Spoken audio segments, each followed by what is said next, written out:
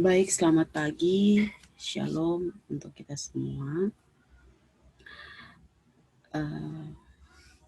Hari ini kita berjumpa lagi dalam kuliah daring, mata kuliah operasi research, di mana ini merupakan pertemuan ketiga.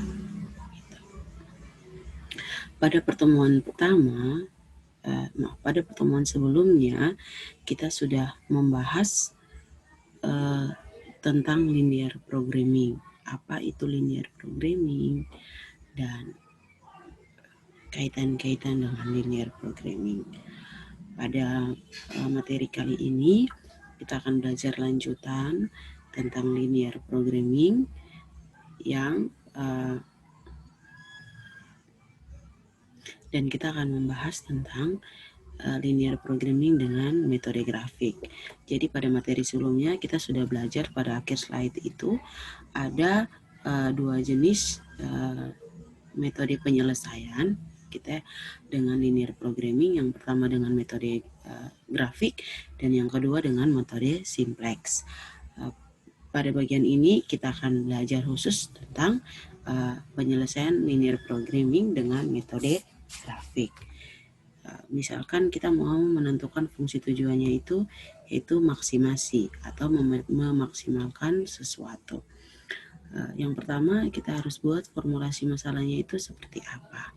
Langkah-langkah dari formulasi masalah ini, yang pertama kita harus pahami dulu secara menyeluruh masalah yang kita hadapi. Begitu. Kita harus tahu dulu masalah apa yang mau kita kaji, masalah apa yang mau kita selesaikan.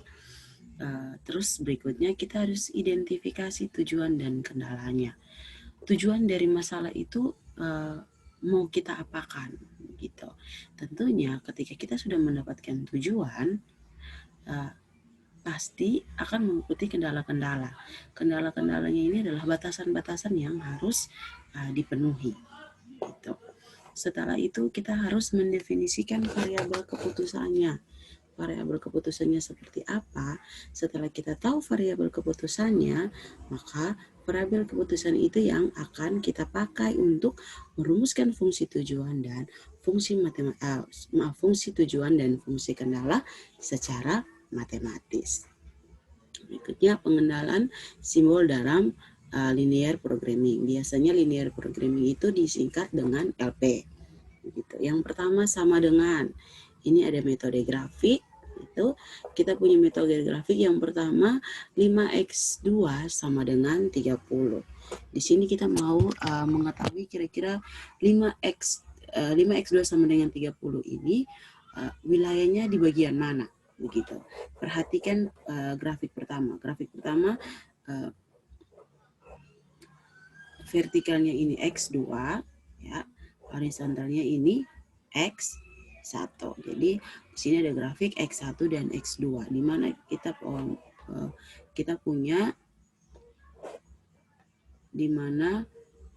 persamaan itu adalah mohon maaf ini 5x2 bukan 5x pangkat 2. 5x2 sama dengan 30. 5x2 sama dengan 30 ketika kita selesaikan persamaan ini bentuknya akan seperti ini. 5x2 sama dengan 30 kita kelompokkan bilangannya, kita pisahkan bilangan dan variabel. Maka hasilnya itu akan jadi 6. 30 bagi 5 sama dengan 6. Maka wilayah yang diarsir itu adalah wilayah yang berada di nilai X2, begitu kan, kita punya nilai X2 kan ini. X2-nya ini berarti batasan yang kita punya adalah grafik garis lurus yang kita punya adalah perpotongan dari 6. Gitu. Ini daerah.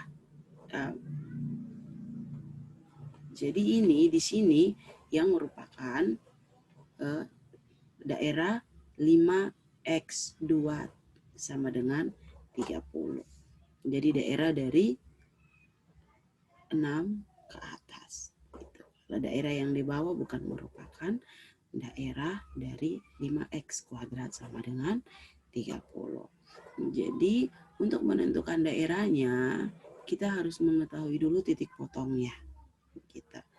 Nah, ketika kita menyelesaikan titik potongnya itu adalah 6, maka kita potong garis X2-nya ini 6, berarti wilayah dari 5X2 sama dengan 30 itu adalah wilayah dari 6 ke atas. Berikutnya kita mau mengetahui wilayah dari 5X1. Cara menyelesaikan titik potongnya juga sama. Setelah itu kita mendapatkan titik potongnya itu adalah 5 gitu. 5 karena dia X1 itu 5X1 itu sama dengan 5, maka titik potongnya ini X1-nya ada di 5, kita garis lurus ke atas, maka wilayahnya itu adalah 5 dan seterusnya. 5 dan seterusnya merupakan wilayah dari, mohon maaf sekali, ini bukan 5X1 tapi 6X1. 6X1 sama dengan 30.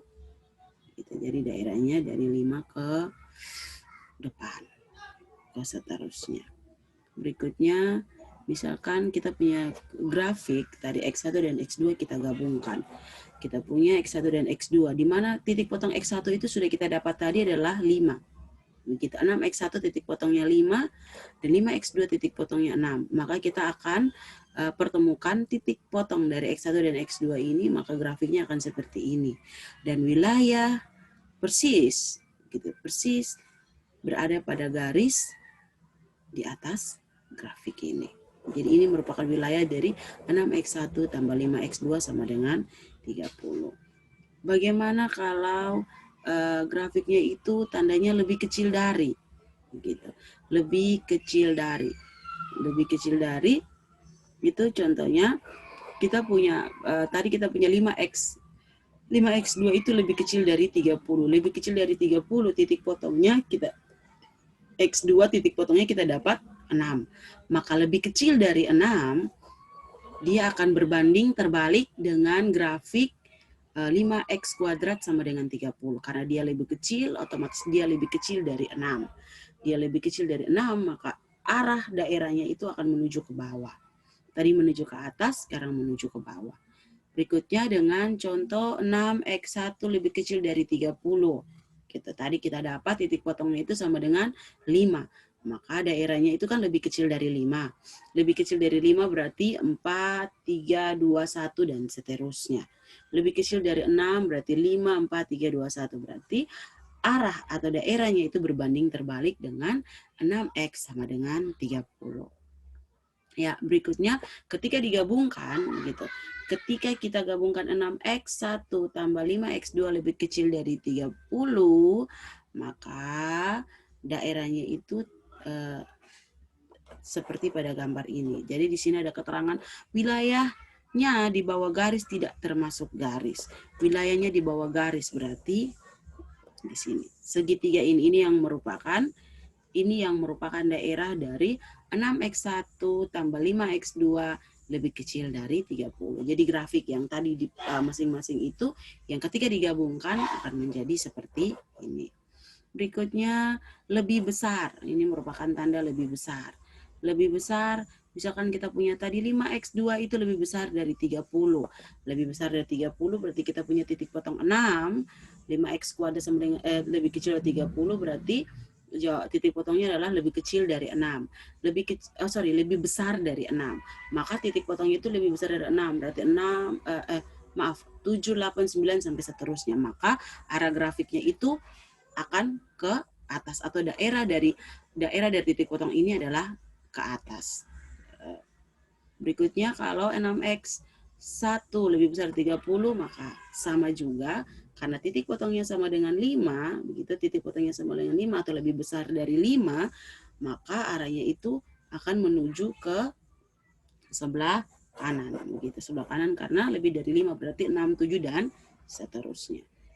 Ketika persamaan ini digabung, maka 6X1 tambah 5X2 itu lebih besar dari 30. Lebih besar dari 30 berarti daerah yang diarsir adalah daerah yang di bagian depan dari grafik, bukan depan dari titik potong.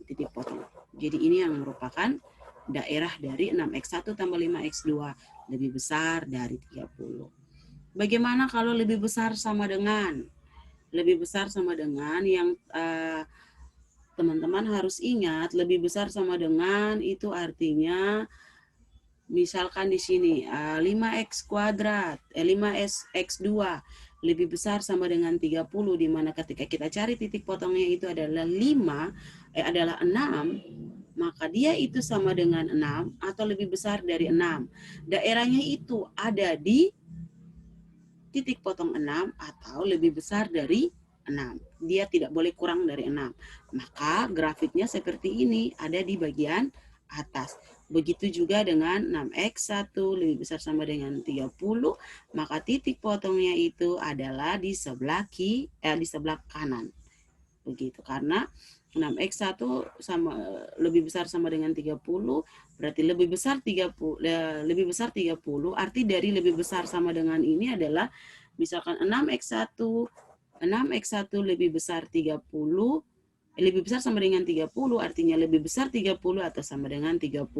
Kalau titik potongnya 5, maka sama dengan 5, titik potongnya sama dengan 5, atau titik potongnya lebih besar dari 5. Maka arah yang diarsir atau daerah dari 6x1 lebih besar dari 30 adalah 5 ke atas atau arah sebelah kanan. Ketika persamaan ini digabung 6x1 ditambah 5x2 lebih besar sama dengan 30, maka daerah yang diarsir karena lebih besar dari 5, lebih besar dari 6, maka daerah yang diarsir atau wilayah dari 6x1 tambah 5x2 itu lebih besar sama dengan 30 adalah arah ke kanan. Berikutnya lebih kecil sama dengan, sebaliknya karena dia lebih kecil sama dengan, berarti dia arti dari kata lebih kecil sama dengan 30, lebih kecil sama dengan 30 ini artinya lebih kecil 30 atau sama dengan 30.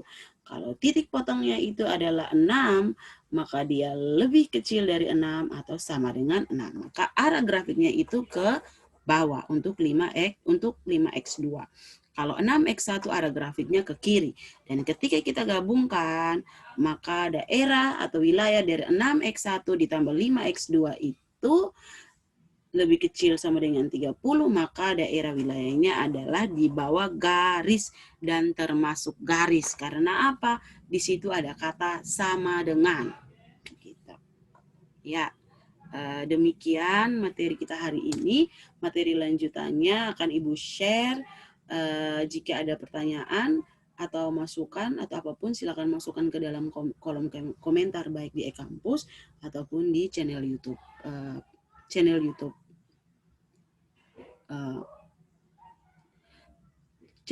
yang digunakan. Begitu.